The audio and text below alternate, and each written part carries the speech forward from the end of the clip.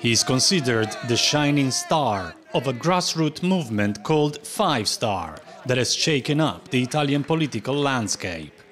Luigi Di Maio, 31, who in just 5 years has gone from unemployed university dropout to the front-runner candidate for Prime Minister. The anti-establishment movement he leads is now Italy's most popular party. His rise to power was as meteoric as that of the Five Star movements. While still a student, Di Maio joined the protest movement led by Beppe Grillo, a comedian who voiced, or rather shouted out, the Italians' growing frustration for the lingering economic crisis. Grillo never ran for parliament, but helped turn the movement into a full-fledged party. It quickly became clear that this was no joke. Ciao a tutti, sono Luigi Di Maio, 23 anni, studio giurisprudenza. In 2013, Di Maio ran for office, the Five Star movement way, by posting his own candidacy online.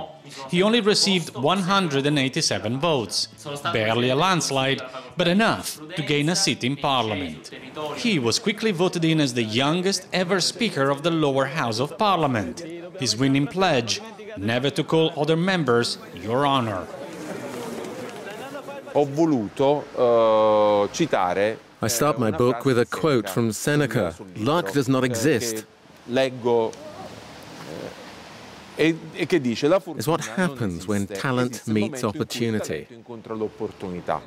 This political rags-to-riches story has been chronicled by a local journalist from Di Maio's hometown. Lo attaccano soprattutto per la mancanza della laurea, ad esempio. They attack him, especially because he doesn't have a degree. Io ho guardato il fenomeno Di Maio dall'esterno.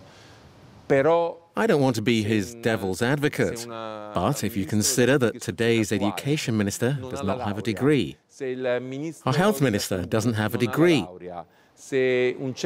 why should Luigi Di Maio have a degree to become prime minister? Give him time to gain competence. La competenza uno se la crea. This is where Luigi Di Maio comes from. Pomigliano d'Arco, near Naples, has been known until today as the most industrialized town in the south of Italy. But should Di Maio be chosen to lead the next government after the election, this will become famous as the hometown of the youngest ever Prime Minister of Italy.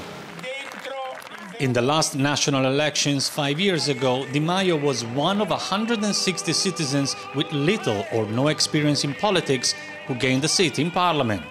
They promised to bring honesty and transparency. But according to Nicola Biondo, the movement's former communication director, they brought none of it. They behaved like school children without teachers or a principal. The 2013 government started with them arguing over the expenses refund on daily allowances, over money. Five-star parliamentarians pledged to leave half of their government salary to a fund aimed at small businesses. But at the beginning of February, it was discovered that some of them only pretended to make the refund and kept the money. È un'amara ironia questa, perché il movimento era nato, per esempio, con una parola d'ordine molto... It's a bitter irony, because this movement was born on the wonderful promise of zero-cost politics. Unfortunately, reality replaced principles. Ha piegato certi principi. If Beppe Grillo is the movement's mouthpiece and Di Maio its face, the brains was the late Gianroberto Casaleggio.